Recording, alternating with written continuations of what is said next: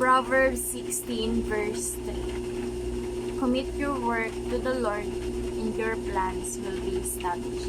So, klaro kayo ang giingon sa Bible, sa Proverbs na kung i-commit lang nato kay God ang atong trabaho,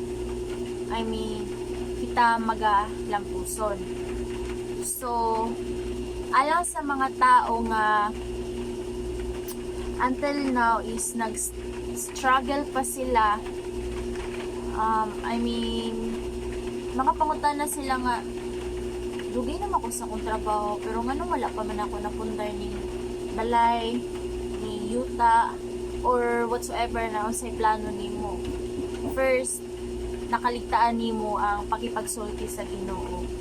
Nakaligtaan nimo ang pag-commit sa imong trabaho, sa imong mga planong desisyon sa kinabuhi kay God. So, para sa mga tao nga gusto musaksid sa ilang kinabuhi, kinahanglan nga first i-center nato si God sa atong kasing-kasing. Mag-ampo ta nga giyahan ta ni God, mag-ampo ta nga, Lord, kini akong trabaho, i-commit na ko ni sa imuha, o ikaw na ang mag-guide sa akua kung unsay mga angay na ko buhaton, kung unsay angay na ko buhaton sa akong mga plano, sa akong mga dreams na Lord, kini. And don't worry, si God na ang maghanay-ana.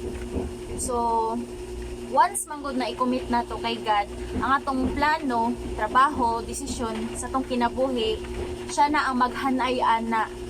So, which is na di na kaangay mag-worry kay si God naman ang mag-settled ana. So, ang imo lang jung angay buhaton ana is musalig, mutuo, o pagbuhat, o ayaw kalimti ang Ginoo. Siya jud piminti ang i-center sa atong kinabuhi. Unahon nato siya. Tungod kay nothing is impossible kung si God na mismo ang mulihok para sa toa.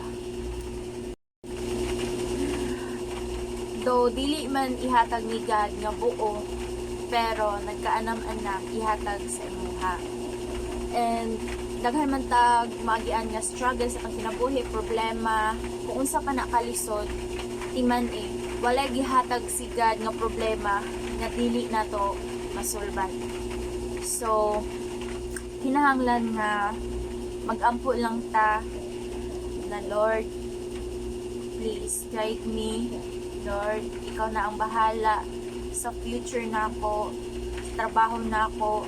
Guide me, Lord, sa mga planong desisyon na ako nga pagabuhaton. Kasi in the end of the day, mas happy ma-achieve nimo ang goals sa imong kinabuhi kauban ang Ginoo o mga tao nga ni support ug nituo sa imuha. So ayaw lang jud kalimti ang Ginoo nga mo'y nag-uban, nagtabang, nag-guide sa imuha sa tamang dala para sa pag-achieve nimo ng goal nimo.